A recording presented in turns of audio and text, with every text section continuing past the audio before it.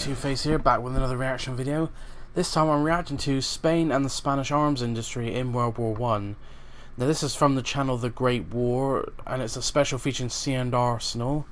And I'll put the link to the original video in the description down below.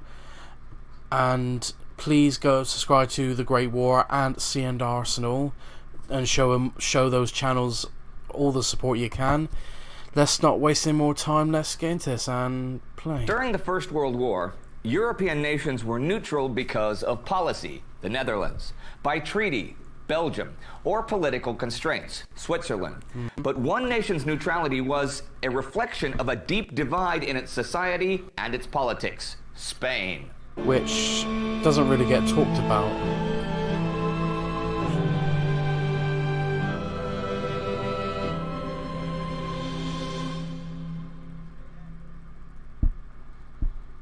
I'm Indy Nidell. Welcome to a Great War special episode about Spain and the First World War. On August 7, 1914, 10 days after the war began, Spanish Prime Minister Eduardo Dato declared Spain's neutrality. This was not a big surprise to anyone, as Spain was neither a member of the Triple Alliance nor the Triple Entente. And Spain's position at the time as only a minor European power, both economically and militarily, meant that neither side actively pursued Spanish involvement. Spain had been a signatory with Britain and France to the Pact of Cartagena in 1907 that aimed to preserve the status quo in the Western Mediterranean, particularly Morocco. And Spanish King Alfonso XIII had said that he would have pledged Spanish support for France if the French had given Spain control of Tangier and concessions in Morocco. Wow. But few prominent Spaniards actively opposed neutrality. Dato even wrote that joining the war would ruin the nation, ignite civil war, and put in evidence our lack of resources and forces. Wow. The king also had dynastic ties on both sides. His wife was a granddaughter of Queen Victoria on one hand, and his mother was a member of the Austrian royal family. Wow. Both she and Emperor Franz Joseph were descendants of Leopold II, and Alfonso's sister had been married to Prince Ferdinand of Bavaria, wow, who she died in childbirth in 1912. A situation that you The don't war want to be in. did focus a growing divide between the political left and right in Spain. The right, the aristocracy, clergy, and the Carlists, supporters of the Bourbon dynasty, were sympathetic with the Central Powers, whom they saw as representative of order and authority. The left, the regionalists, Republicans, socialists, intellectuals, and middle-class professionals sided with the Allies, whom they saw representing democracy and reason. They saw potential involvement with the Allies as a way to make political change in Spain, making it more democratic like France. But strict 1906 laws controlling freedom of speech and assembly curtailed speech against the Spanish government and were enforced by the army. Despite neutrality, Spain was a hub for spies during the war, particularly Barcelona, though the British did break Spanish diplomatic codes during the war, giving them access to cables between Madrid and Spanish embassies.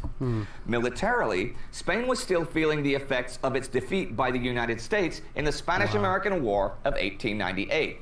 Though they hadn't taken significant casualties, Spain had lost Puerto Rico, Guam, Cuba, and the Philippines, and now only had the Canary Islands, Equatorial Guinea, and parts of Morocco left as an overseas empire. The Spanish army had been modeled on the Prussian army and relied on conscription from the lower rungs of society, since people could buy their way out of service or buy a commission. As a result, the regular soldiers were often seen as expendable and were under-equipped and often under-trained, while the officer class was really top-heavy, having one officer for every 10 soldiers. The Regulares were founded in 1911. These were Moroccan soldiers with Spanish officers, and they would later rise to prominence along with future Generalissimo Francisco Franco, who graduated from the Infantry Academy in 1910. Wow. Let me see. 1898. Franco. Well, he's got a kukri on his desk. It seems like I'm forgetting something.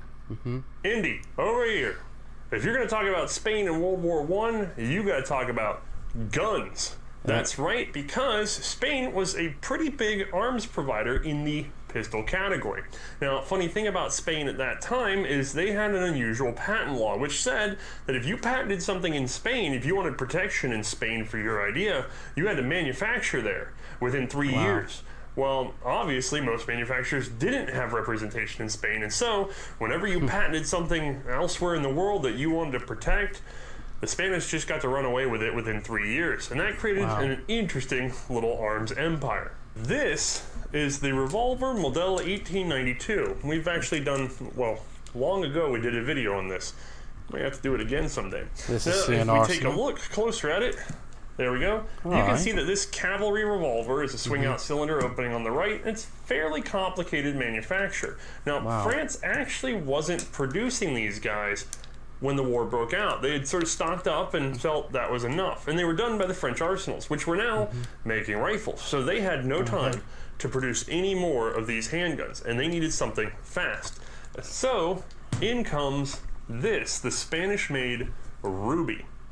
Most notably put out to sale by Gabilondo y Urresti, mostly to the Balkan region during that period of conflict just before the Great War. This was a radical simplification of Browning's successful Model 1903, adapted to use poorer quality steel and to be hand-tooled. Now that lack of patent protection kind of cuts both ways in this case, because Gabilondo y Urresti could not hold on to their trademark Ruby design, and a number of other manufacturers would start replicating it and also selling it to France. Now, I'm simplifying the story a lot. Again, we have a whole episode of this on our channel. Now, these guns would come... Sorry to pause it there, but I'm just saying, if I don't talk much, it's because I'm just like trying to pay attention, because I know this guy, I forgot his name, but he's from C&Rsenal, and if you're into guns, go check them out, and they'll talk all about historical guns, especially World War I guns. So basically, the long gist of it is Spain was mostly like the arms dealer who sold guns to both sides during World War I. But that's my guess anyway, so let's get back into the video. Out to be roughly 1 million or so made, with additional units going to Italy as well. And the French found one particular problem with having a bunch of cottage industries hand filing out these things for them. Well, it turns out that it's hard to get all the parts exactly interchangeable, and that means you don't want to mess up your mag with your buddies. In order to prevent accidental swaps, the gun and magazine were marked on receipt in France with a 2-letter code to indicate the manufacturer, keeping them paired. This is a bit of a mystery gun. It's called the Model 1915, and if I let you take a closer look, you're going to see one that was tried to be salvaged as a commercial sale post-war, so it was rechambered for 38. At which point, and I don't know if you can see the detail, it blew out the cone. So it's incredibly unsafe to fire. Now, these guns were rejected by France, but that didn't stop them because they were picked up by Romania. These were chambered, the 8mm ordnance cartridge, and they had had a previous contract for that French 1892 revolver, so they would take whatever they could get, which in this case is not much. I'm pretty sure some nations did. By the way, these are meant to be a copy of the obscure Bayard Perfection with its unique crane lock. Honestly, there's still a fair bit of confusion and unknown factors about this particular revolver, and we're trying our best to make this one even operable. This is going to require a lot of work before we can get to our own episode. But that's one of the good things about the war. There's always something to be discovered. And when we're talking about Spain and its arms production, well, there's a lot to talk about, because you're talking about industries that are set up overnight in order to manufacture guns. They change names every week practically in order to sign more contracts or to sort of obscure who they are if they failed a contract bid. And then post-war, you have this industry that was so built up and inflated, and it just collapses. The demand for all this stuff is gone, and the competition is extremely high because everybody's making one practically in their backyard. I exaggerate a bit. These are actually good workshops built on the older style individual assembly methods, and they deserve some respect. But they can't compete with modern manufacturing, and with the collapse of the war, you have the collapse of the industry, and you have a lot of these guns, like the one I'm holding in my hand from a failed contract, that are quickly rushed into another chambering and then put out into the world market, where they flood into various places like the US. We practically trip over these things here.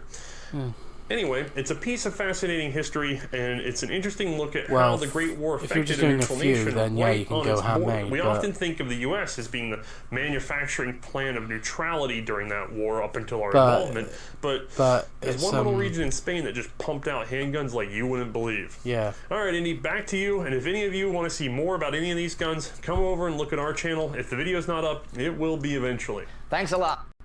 As I said, sorry to pause again, but like so basically what they're saying is that Spain was just basically a huge arms industry, so I was sort of right on the gas, and so basically it's kind of smart that they change their names, but as I said, I'm not a business expert, but I can understand that if you're just doing a few, then yeah, go handmade, but if you want to do them on a large scale, then that's why you use machine assembly lines, because you want to keep up with demand. But anyway, Man, and you guys out there should definitely check out his channel C&Rsenal. It's really cool. Anyhow, one of the biggest costs of Spanish neutrality was on commercial shipping. Wow. German subs sank about a quarter of the Spanish merchant fleet during the war. But despite this, there was a general economic upturn. Of course, the weapons industry helped, but also textiles for making uniforms, the coal industry, steel and grain production. This was the first time in modern history that Spain had a trade surplus. They also erased their national debt, though inflation was pretty bad. By 1916, bread prices were up 25% and beef prices 33%. Wow. Spain remained neutral for the whole war, but did not emerge unscathed. From April 1917 to the Treaty of Versailles, 7 presidents from both the left and the right would come and go, and the army began to assert itself in politics. The Russian Revolution emboldened socialists, trade unionists, and even anarchists who began working together to fight the calcified political system. Strikes broke out, and their rhetoric became increasingly revolutionary. At the same time, there was resentment brewing in the army. Both the conservative Danto government and later the liberal Figueroa government had tried to reform the army, specifically to trim the bloated officer corps and make promotions merit-based and not merely by seniority. In response, officers formed boards called Juntas de Defensa to resist the reforms. When they were ordered to dissolve by the Minister of War, they refused and threatened to break ranks. The king sided with the juntas, and Danto returned to power, recognized the juntas, and increased press censorship. Strikers were emboldened by the junta's success, and on August 13, 1917, a general strike began, calling for economic and political reform. Spain ground to a halt. The government ordered a crackdown, and the army and civil guard put down the strike and arrested the leaders. But the government was ever more deeply divided, especially over the role the juntas would play. The events of 1917 showed that the monarchy was failing.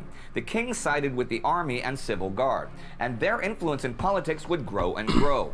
Separatist movements in Basque and Catalonia gained support. Trade unions organized for greater influence, and it all culminated in the 1923 coup of Miguel Primo de Rivera, which would suspend the constitution and establish martial law. All of that, though, and the Spanish Civil War further down the road, are beyond the scope of this channel. Today was just a brief look at what was going on in Spain during the First World War.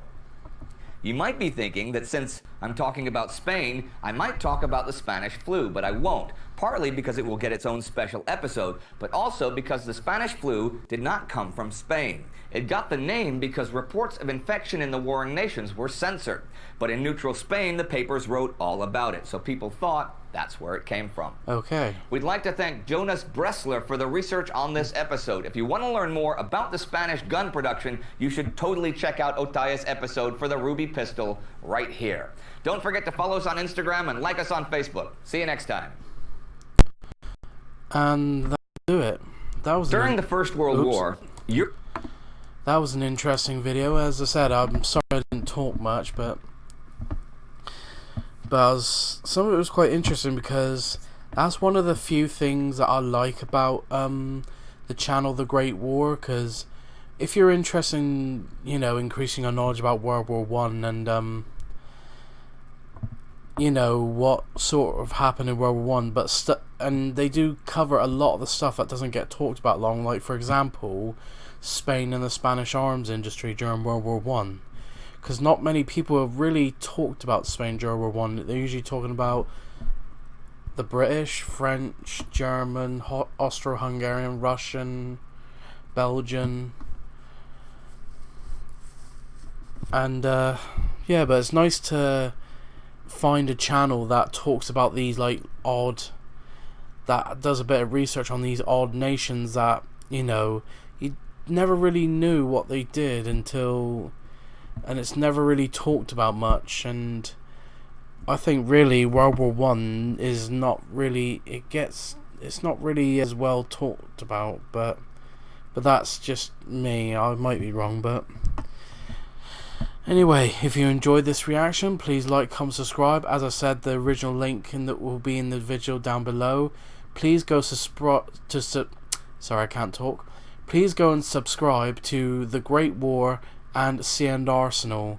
C&Rsenal is also a cool channel if you're into knowing history about guns or guns in general.